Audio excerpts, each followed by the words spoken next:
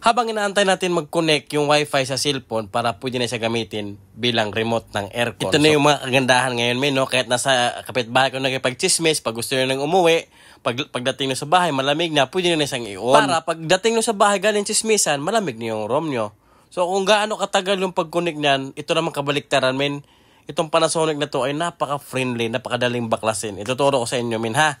So sa mga kapwa ko dyan, technician na gagalit dahil sabihin nila na bakit ka nagtuturo, alam na ng customer kasi tinuturo mo na kung paano baklasin, di ba? Ganun yung mga ibang mindset na ibang technician natin eh. Babarahin ko lang, min, ha. Tulad nga ng sabi ng isa kong customer, bakit pa ba ako magtsatsaga dyan sa YouTube na yan kung paano magbaklas? May pambayad naman ako, di ba?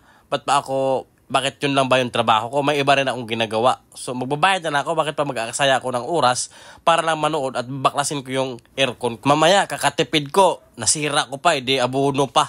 Diba? So, sa mga hindi pa nakabaklas ito, isang tornilyo lang yan, men. Ayun, nakita nyo? Naturo ko na rin dati, pero ituturo ko ulit. Yan lang po yun. Tapos, matatanggal mo na yung face cover niya. So, ang kasunod, may parang natanggal mo ng tornilyo na yun, yung orange na yan, i-push mo lang siyang turn to the left, di ba?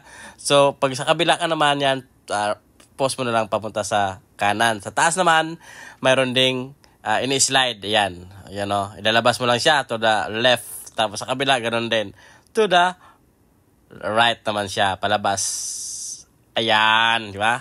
Binalik ko lang kasi tapos na nalinis yan eh. So, pag natanggal na yan, yung tornilyo, yung mga ini-slide. So, natanggal mo na yung face cover, di ba? So, dito ka na ngayon sa drain pan. Yan. Walang tornilyo yan, men. Ayan, nakita niyo yung orange na yan. Post mo lang yung, di ba, pababa. Dalawa. Ngayon, pag natanggal na yan, malambot lang yan, tulak mo na lang siyang pababa. Tapos sa kabila, ganun din. Ayan, o. Wala nang tornilyo yan. Pag natanggal na yan, yung dalawang orange na yan, ilaylay mo lang siya. Ngayon, itong kulay air swing niya, yan, isang tornilyo lang yan. Tapos, papakita ko sa inyo kung paano tanggalin yung air swing niyan mamaya. Ko muna ha, ilihis ko muna kasi sasaya dun sa receiver eh.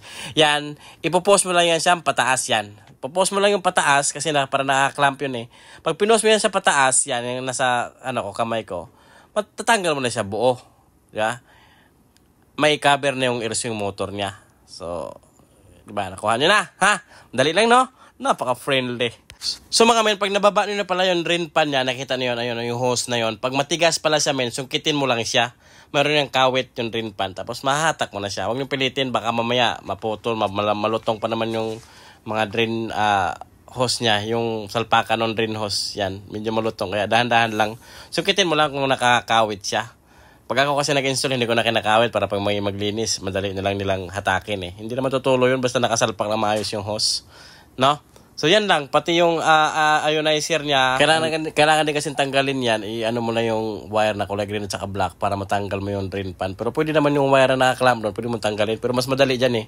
I-slide mo lang siyang palabas, tapos pag binalik mo siya, yan, lapat naman, kailangan nakalapat siya. So sa blower naman tayo, isang tornilyo lang siya, wala siya sa loob. Andito siya sa may gilid ng pinaka-shifting niya, tapos sa gilid ng makabilang gilid, yan, isang tornilyo lang, tapos nakaklamp. Ihawi mo lang siyang palabas, tapos maangat mo na yung evaporator. So lagi kong sinasabi, men, pag nagustuhan yung mga ganito video, paki-like, comment, and share na lang. Ayaw nyo pa nun, may kasama pang good vibes ito.